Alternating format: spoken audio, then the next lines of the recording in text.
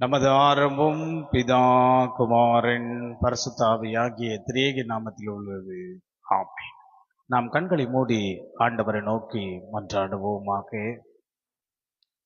அன்பின் நல்ல கடவுளே, ஆசீர்வாத மகிழ்ச்சி நிறைந்த இந்த காலை வேளையிலே கர்த்தாவையும் உடைய சமூகத்தை நோக்கி சிலுவையின் பாதையின் ஆண்டவரை நாங்கள் பயணிக்கிறோம். இந்த பயணத்தின் நாளாக 11ஆம் நாளாக ஆண்டவரே, இந்த ஒரு சந்தியின் நாட்கள் வழியாக உம்மை ஆராதிக்க நாங்கள் ஆயத்தப்படுகிறோம். சாமி, அன்பு நிறைந்த கடவுள், இந்த வாழ்வு கொடுக்கும் சிலுவையின் வார்த்தையின் வழியாக கேட்க நாங்கள் ஆயத்தப்படுகிற போது இந்த தியான பகுதியை எங்களுக்கு ஆசீர்வதித்து அருளும்படியாய் தாங்க சாமி. இந்த நாளுடைய செய்தியும் பாடலும் இசை வழியாக வாசித்து உம்மை மகிமைப்படும்படியாய் இந்த காலை வேளை தியானத்திலே அது ஆசீர்வாதமாய் இருக்கும்படியாய் தாங்க சாமி. குறிப்பாக ஆண்டவரே, வந்தவர்கள் காணொலி வழியாய் பார்த்து கொண்டிருக்கிறவர்கள் யாவருக்கும் உடைய கரத்தில் ஒப்புவித்து ஜெபம் செய்கிறோம். இந்த நாள் ஆசீர்வாதமாக உம்முடைய கரம் வழிநடத்த வேண்டும் என்று இந்த ஜெபத்தை இயேசுவின் நாமத்தினாலே வேண்டிக் கொள்கிறோம் கர்த்தாவே. ஆமென்.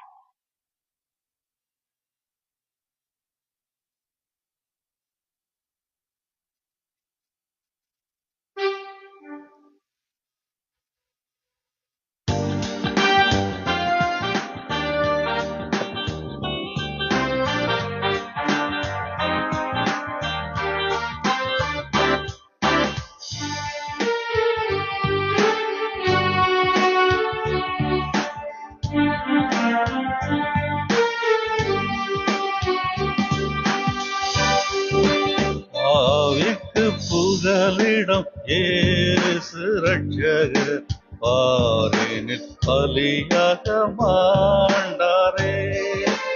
ஆவிக்கு புகலிடம் இயேசு ரட்சகர் பாரினில் பலியாக மாண்டாரே.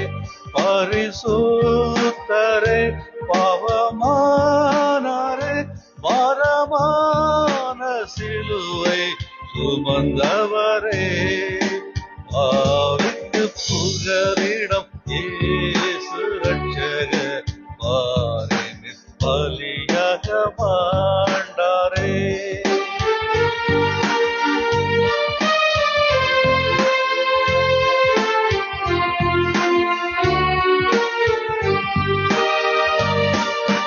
கள்ளர் மத்தியில் ஒரு கள்ளன் போல் குற்றமற்ற கிறிஸ்தேசு தொங்கினார்.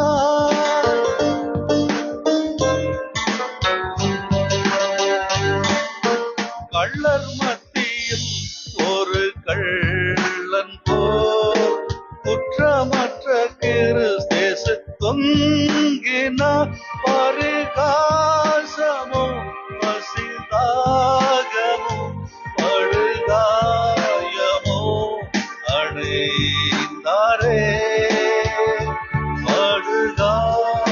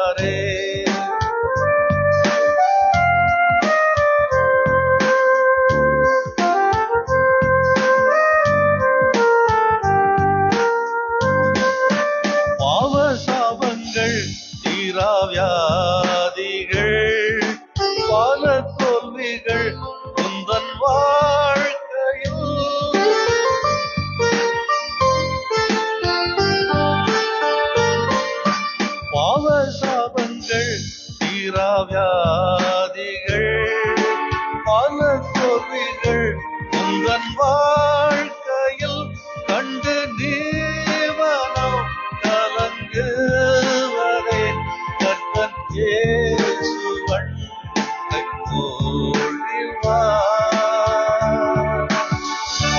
கர்த்தன் இயேசுவன் ஓடிவா பாவிக்கு புகலிடம் இயேசு ரட்சகர் பாருங்க பலியாக மாண்டாரே பாவிக்கு புகலிடம் இயேசு ரட்சகர் பாருங்க பலியாக மாண்டாரே.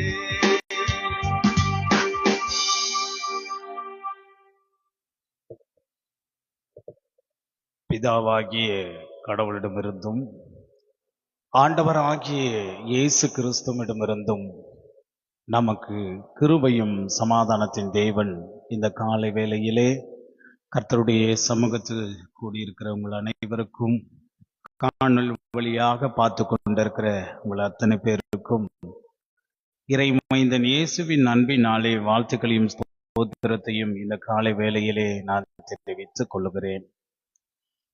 எனக்கு அன்பார்ந்தவர்களே, இந்த நாளுடைய தலைப்பு மௌனம் மேன்மை தரும். மௌனம் மேன்மை தரும். அதுதான் இந்த நாளுடைய சங்கீத பகுதியாய் இருக்கிற சங்கீதம் 39ஆம் சங்கீதம் 2வது வசனத்தில் நாம் பார்த்தோமானால் ஆண்டவர் நமக்கு அழகாக சொல்லுகிறார். முதல் பகுதியை மாத்திரம் நான் வாசிக்கிறேன். நான் மௌனமாக்கி ஊமையாயிருந்தேன், நலமானதையும் பேசாமல் அமர்ந்திருந்தேன் என்றார் என்பது. நான் மௌனமாக்கி ஊமையாயிருந்தேன், நலமானதையும் பேசாமல் அமர்ந்திருந்தேன் என்றார் என்பது. கிறிஸ்துவுக்குள் பிரியமானவர்களே, ஒரு மௌனம் நம்முடைய வாழ்க்கையின் பாதையை சீர்படுத்தும். ஒரு மௌனம் நாம் இலக்கை நோக்கி போய் கொண்டிருக்கிற போது அது பெரிதான ஒரு பாதை நமக்கு காட்டும் என்பதுதான். ஆனால் மௌனத்தை கலைத்து நாம் வார்த்தையின் வழியாக பிறனுடைய சூழலுக்கு மத்தியிலே நாம் பார்த்தோமானால் அந்த வார்த்தைகள் வாறுமாறாக பேசுகிற ஒரு சமயத்திலே நமக்கு போற இலக்கை அடையாமல் போகும் என்பதுதான். அன்பார்ந்தவர்களே, ஒரு சிறிய ஒரு ஸ்டோரி நமக்கு தெரிந்தவைதான். ஒரு ராஜா கம்பீரத்தோடு ஒரு ஏணி மேலே ஏறிக்கொண்டு பவனியாக வருகிறார். அப்படி பவனியாக வந்து கொண்டிருக்கிற நிலையில் இருக்கிற போது ஒரு சிறு குருவி ஒன்று ராஜாவை பார்த்து இப்படியாக கேலி செய்து கொண்டிருந்ததாம். என்னன்னா, என்கிட்ட ஒரு காசு இருக்குது, யாருக்காவது வேண்டுமா என்று மீண்டும் மீண்டும் அந்த ராஜா போய் கொண்டிருக்கிற போது ராஜாவே என்று சொல்லி என்கிட்ட ஒரு காசு இருக்கிறது மீண்டும் மீண்டும் ராஜாவை பார்த்து கேட்டுக்கொண்டே இருந்ததாம்.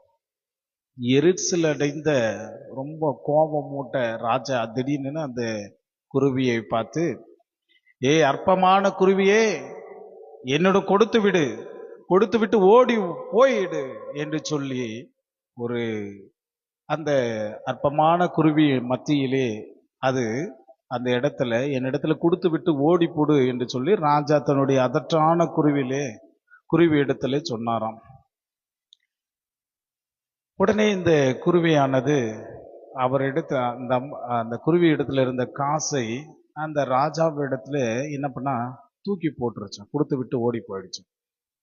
கொஞ்ச நேரம் ராஜா பயணிக்கின்ற போது ராஜாவை பார்த்து சொல்லியதான், பிச்சைக்கார ராஜாவே, என்னுடைய பிச்சை வாங்கினே என்று மீண்டும் மீண்டும் சொல்லி அந்த குருவி சொன்னதாம். ராஜாவுக்கு ரொம்ப கோபம் வந்துச்சான். ஏன்னா ராஜாவை பார்த்து பிச்சைக்காரனே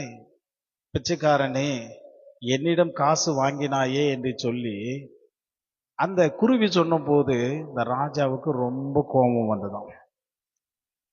எப்படியாவது இந்த குருவை எட்டி பிடிக்க வேண்டும் என்று சொல்லி முற்பட்டாராம் இந்த ராஜா. ஆனா அந்த குருவி மறுபடியும் சொல்ல சொல்ல ராஜாவுக்கு கோபம் வருதுனால அந்த குருவி போட்ட அந்த காசை தூக்கி ராஜா எறிந்து விட்டாராம். குருவி விடுறதா மாதிரி தெரியல. கோழை ராஜாவே, எனக்கு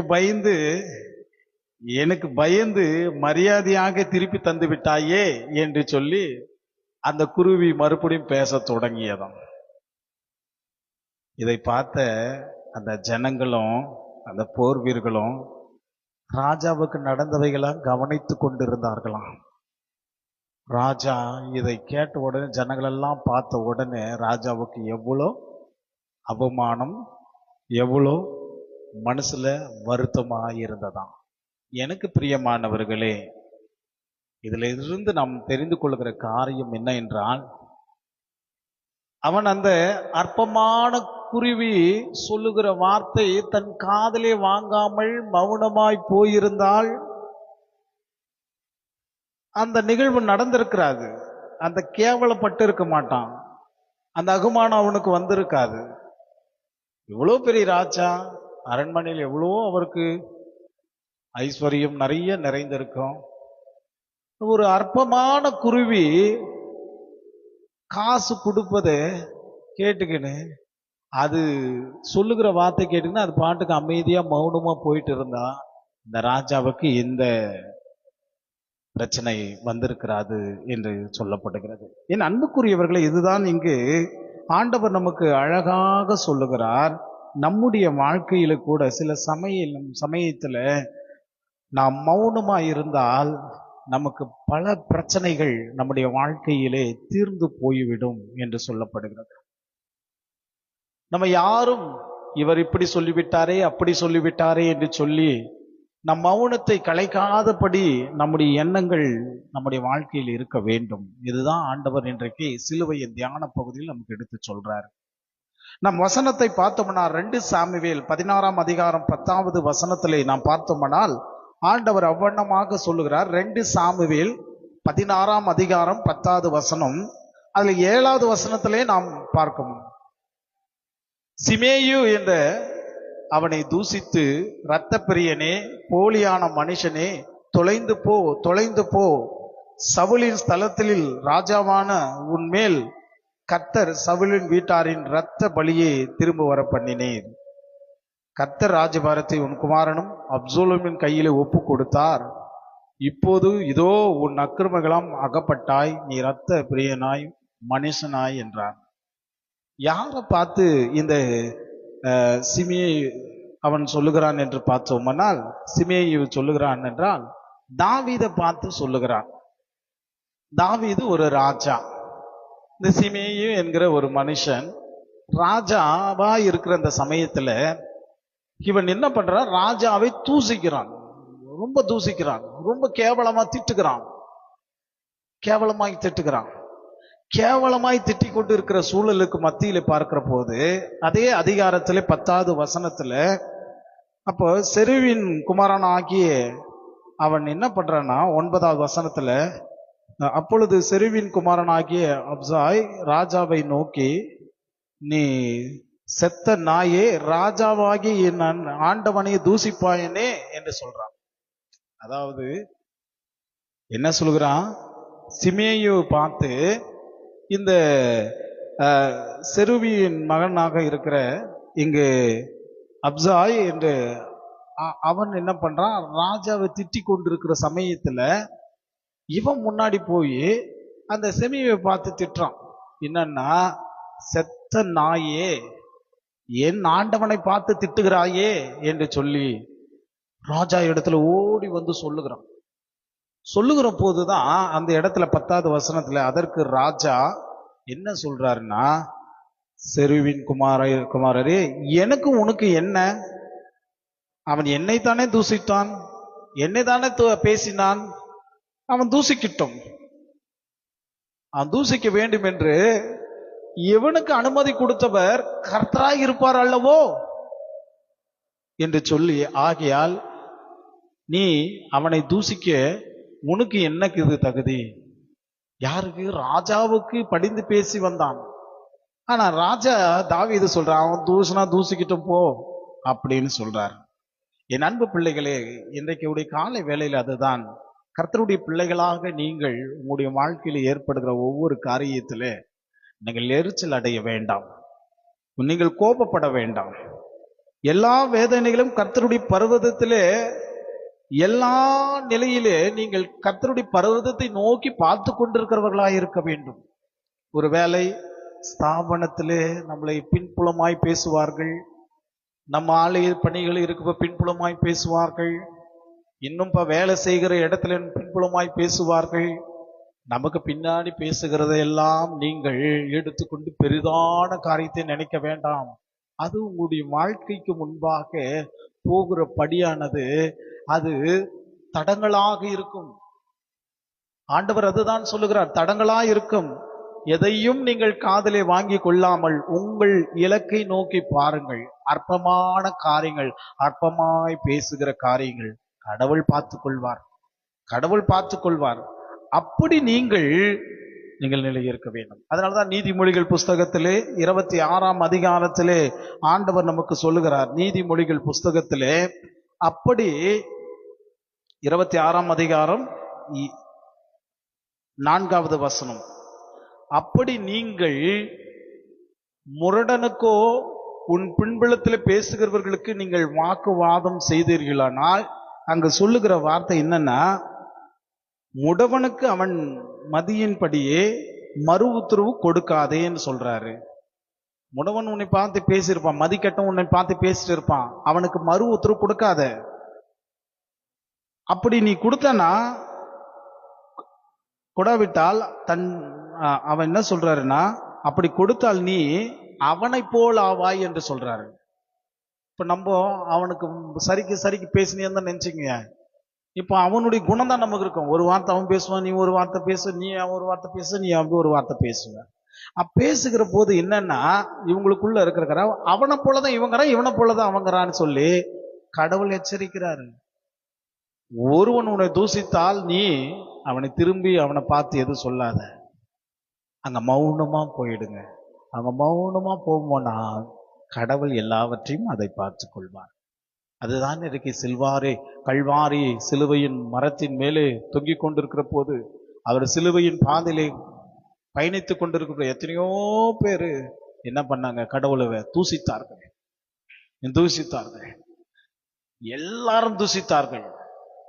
ஆனால் கடவுள் ஒரு இடத்துல கூட அவருடைய மௌனத்தையே, அவருடைய பேசுகிறவர் இடத்துல திரும்பி அவர் பேசவில்லை. அவர் இலக்கை நோக்கி போய் கொண்டிருக்கிறார். அவர் இலக்கை நோக்கி போய்கொண்டு வாழ்விலே தன் இலக்கையை வெற்றி பெற செய்வதற்கு இயேசு கிறிஸ்து மௌனமாய் இருந்தார். நீங்கள் பாருங்கள், பரிசேயர்கள் சதுசேயர்கள் எல்லாவற்றுமாய் அவரை இகழ்ந்து பேசினார்கள். எங்கேயும் சவால் கொடுத்து அவர் பேசவில்லை, அதே போல திருடர்கள் பேசினார்கள். கல்வாரி மலை மீது அவர் சிலுவையில் தொங்கிக் கொண்டிருக்கிற போது அங்கு 2 கள்வர்கள் இயேசுவிடத்தில் பேசுகிறார்கள். ஒரு கள்வன் பேசுகிறான், இகழ்ந்து பேசினாலும் இயேசு கிறிஸ்து அவனுக்கு பதில் சொல்லவில்லை இல்லை. அங்கு கடவுள் மௌனமா தான் இருந்தார்.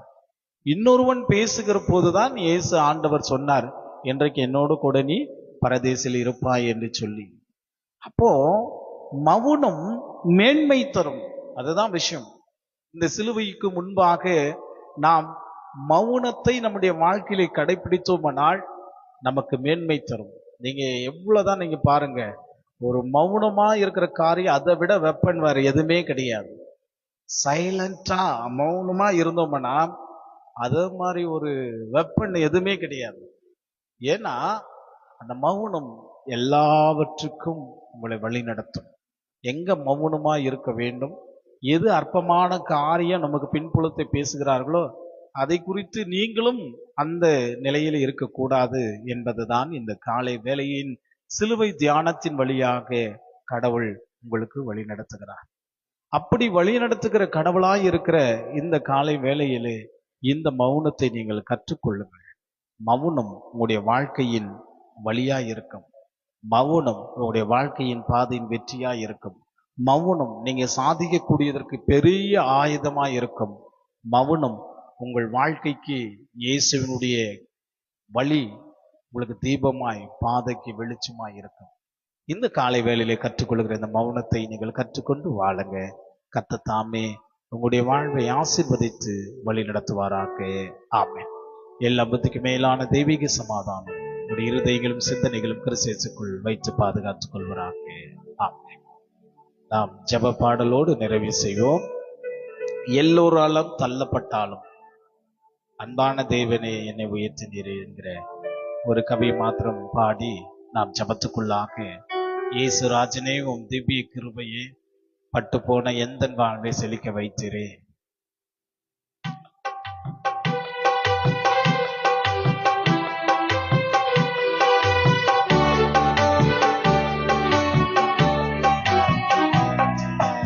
எல்லாராலோ நான் தள்ளப்பட்டாலோ, எல்லாராலோ நான் தள்ளப்பட்டாலோ, அன்பான தேவனே என்னை உயர்த்தினே, அன்பான தேவனே என்னை உயர்த்தினே.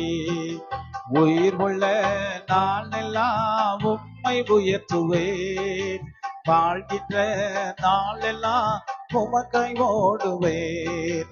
உயிர் உள்ள நாளெல்லாம் உம்மை உயர்த்துவேன், வாழ்கின்ற நாளெல்லாம் உமக்காய் ஓடுவேன்.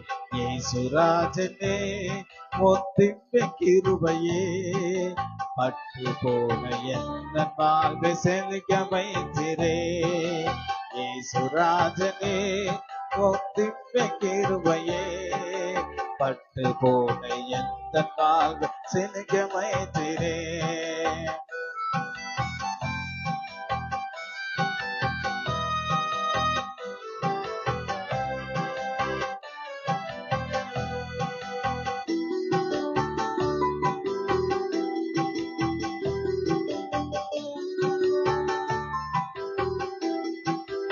அந்தகாரமோ என் வாழ்க்கையானது, அந்தகாரமோ என் வாழ்க்கையானது, விளக்கேற்றி வைத்த என் அன்பு தெய்வமே, விளக்கேற்றி வைத்த என் அன்பு தெய்வமே. உயிர் உள்ள நாளெல்லாம் உம்மை உயர்த்துவேன், வாழ்கின்ற நாளெல்லாம் உமக்கை ஓடுவேன். உயிர் உள்ள நாளெல்லாம் உம்மை உயர்த்துவேன், வாழ்கின்ற நாளெல்லாம் உமக்கை ஓடுவேன். இயேசுராஜனே உம் திவ்ய கிருபையே பட்டு போன எந்த வாழ்வை செழிக்க வைத்திரே. இயேசுராஜனே உம் திவ்ய கிருபையே பட்டு போன எந்த வாழ்வை செழிக்க வைத்திரே. கிருபை நிறைந்த கடவுளே, உம்முடைய கிருபையுள்ள ஆசீர்வாதத்தை இந்த காலை வேளையாக உம்முடைய பிள்ளைகளாக நாங்கள் ஆண்டவர் எங்களுக்கு நீங்கள் கற்றுக் கொடுத்த பாடத்தை எங்களுடைய வாழ்க்கையில நினைவாய் வைத்துக் கொள்வதற்கு நாங்கள் உம்முடைய பிள்ளைகளாக வாழ்ந்து கொண்டிருக்கிற போது கர்த்தர் எங்களுக்கு அதை கிரியை செய்ய வேண்டும் என்று நாங்கள் வேண்டுகிறோம் சுவாமி. மௌனம் உடைய வாழ்க்கையிலே ஒவ்வொரு சமயத்திலே அதை கை கொடுக்கும். மௌனம் உடைய வாழ்க்கைக்கு அது வெற்றியின் வழியை கொடுக்கும். ஒரு மௌனமாயிருந்தால் எல்லா காரியத்திற்கு உனக்கு தெளிவான புத்தியும் வழிநடத்தலும் இருக்கும் என்பதுதான். கர்த்தாவே, அப்படிப்பட்ட திருவார்த்தை இந்த காலை வேளையை நாங்கள் கேட்கும்படியாய் தந்தமைக்காக நன்றி சொல்லுகிறோம் சுவாமி. இந்த வசனத்தை எங்களுடைய வாழ்க்கையில வாங்கி கொண்டு நாங்கள் எந்தெந்த இடத்துல எல்லாம் ஆண்டவரே எங்களுடைய மௌனத்தின் வழி இருக்கிறதோ அங்கெல்லாம் கடவுள் எனக்காக வழியை காட்டுகிறார், கடவுள் எனக்காக வழியை காட்டுகிறார். அந்த வழியின் வழியாக நான் பிரவேசிக்க முடியும். எத்தனையோ வழிகள் இருக்கிறது. ஆனா மௌனத்தை கழித்தால் எத்தனையோ வழி இருக்கிறது. எதிலோ நாம் சிக்கிக்கொள்வோம் என்கிற எண்ணம் இருக்க வேண்டும் சுவாமி. அப்படிப்பட்ட எண்ணத்தை எங்கள் அன்பு திருச்சபை மக்களுக்கு நீ தந்து வழி நடத்து சுவாமி. இந்த காலை வேளையிலே ஆண்டவரே, குடும்பங்களுக்கு மத்தியிலே, ஆண்டவரே, அவர்களுக்கு வேலை செய்கிற இடங்களுக்கு மத்தியிலே, ஸ்தாபனங்களுக்கு மத்தியிலே, ஆண்டவரே, ஆலயங்களுக்கு மத்தியிலே மௌனத்தை எங்களுக்கு கற்றுக் கொடுத்திருக்கிறீர் சுவாமி. தன்னுடைய வாழ்விலே இதை கற்றுக்கொண்டு அவருடைய வாழ்க்கை உம்முடைய சீராய் ஆண்டவரே உம்முடைய வழி நடத்தல் இருக்கட்டும் சுவாமி. இந்த காலை வேளையில் அப்படிப்பட்ட ஆசீர்வாதத்தை நீங்கள் தாங்க சுவாமி. ஆண்டவரே, உங்களுடைய பேராலயத்தினுடைய அத்தனை மக்களையும், காணொல் வழியாய் பார்த்து கொடுக்கிற அத்தனை மக்களையும் உடைய கரத்தில் ஒப்புவிக்கிறோம். குடும்பங்களை ஆசீர்வாதங்கள் உடைய கரம் இருக்கும். இந்த நாள் வேலையும் இந்த நாள் பயணங்களும் எல்லாவற்றுமாய் உடைய கரத்தில் ஒப்புவிக்கிறோம் சுவாமி. குறிப்பாக இந்த நாளிலே கூட இந்த ஆராதனைக்கு உறுதுணையாய் இருக்கிற உமது அன்பு அடியார்களையும் உடைய கரத்தில் ஒப்புவிக்கிறோம் சுவாமி. அப்படியாக இந்த நாளிலே உடைய சபையினுடைய தலைவர் திரு பிரபு ஞானசெல்வம் ஐயாவும், ஆண்டவரே, இந்த நாளிலே எங்களுடைய சபையினுடைய செக்ரட்டரி ஐயாவும், ஆண்டவரே, இது டெலிகாஸ்ட் செய்து கொண்டிருக்கிற எங்களுடைய அருமை கண்கடை ஹையர் செகண்டரி ஸ்கூலுடைய தலைமை ஆசிரியர் திரு ஜான்சன் சாரும் குடும்பங்களும் இசையின் வழியாக கடவுளை மையப்படுத்திக் கொண்டு உடைய இன்ப சமூகத்திலே பாடி ஆண்டவர் பரவசமாய் இருக்கிற இந்த இசையின் வழியாக வாசித்துக் கொண்டிருக்கிற என் அன்பு தம்பி ராஜனோடு குடும்பத்தோடும் பிள்ளைகளோடும் இதனாலே டிபெண்ட் ஸ்கூல் ஸ்டாஃப் ஒவ்வொருத்தரோடும் ஆண்டவரே உம்முடைய கரம் இருக்கும்படியாய் தாங்க தகப்பனே. இந்த காணொலி வழியாக பார்த்து கொண்டிருக்கிற அத்தனை குடும்பங்களையும் உடைய கரத்தில் ஒப்புவிக்கிறோம். தன் வாழ்க்கையிலே அவர்கள் படுகிற வேதனைகளும் கஷ்டங்களும், மௌனமாய் மண்டையிலே அறிக்கை செய்கிற காரியங்கள் எல்லாவற்றும் வாய்க்கை செய்யும் சுவாமி. உடைய கரம் எல்லாவற்றும் வாய்க்கை செய்யட்டும் சுவாமி. இந்த நாள் ஆசீர்வாதமாய் இருக்கட்டும். யாரெல்லாம் ஆண்டவரை பாஸ்டிங் இருந்து பிரேயர் செய்து கொண்டிருக்கிறார்களோ அவருடைய மௌனத்தின் வேண்டுதலை அறிந்து ஆண்டவரே உங்களுடைய வாழ்க்கை அவர்களுக்கு ஆசீர்வாதமா பரவட்டும். அப்படிப்பட்ட வழி நடத்தல் ஆண்டவரே, இந்த காலை வேளையில ஜெபத்தோடு இருக்கிறோம். சரீர பலவீனத்தோடு இருக்கிறவர்களுக்காக, போராட்டத்தின் ஆண்டவரை சஞ்சலப்பட்டு கொண்டிருக்கிறவர்களுக்காக, புது புது பிரச்சனை என்று சொல்லி ஆண்டவரை அங்கலாய்த்து அழுது கொண்டிருக்கிறவர்களுக்காக வேண்டுகிறோம் சுவாமி. கர்த்தர் அனுகிரகம் செய்யும்படியாய் தாங்க. இந்த நாளுடைய பிறந்த நாளை காண்கிற உடைய அடியார்களையும் உடைய கரத்தில் ஒப்புவிக்கிறோம். கர்த்தர் ஆசீர்வதித்து உடைய கரம் வழி நடத்த வேண்டும் என்றார். இந்த ஜெபத்தை இயேசுவின் நாமத்தினாலே வேண்டிக் கொள்கிறோம் கர்த்தாவே, ஆமென். அருமை ஆண்டவராகிய இயேசு கிறிஸ்துவின் கிருபையும் கடவுளுடைய அன்பும் பரிசுத்த ஆவியினுடைய அன்னைக்கவும் சிலுவையின் மேன்மை உங்களுடைய வாழ்வின் மௌனத்தையே கர்த்தர் வழிநடத்தி வாழ்க்கையை வெற்றி சிறை செய்கிற கர்த்தர் உங்களுடைய வாழ்வை ஆசீர்வதித்து வழி நடத்துவாராக, ஆமென். என் ஆத்துமாவே கர்த்தரை ஸ்தோத்திரி, என் முழு உள்ளமே பரிசுத்த நாமத்தை ஸ்தோத்திரி. என் ஆத்துமாவே கர்த்தரை ஸ்தோத்திரி. கர்த்தர் செய்த சகல உபகாரங்களை மறவாதே, ஆமென். நன்றி. தேங்க்யூ.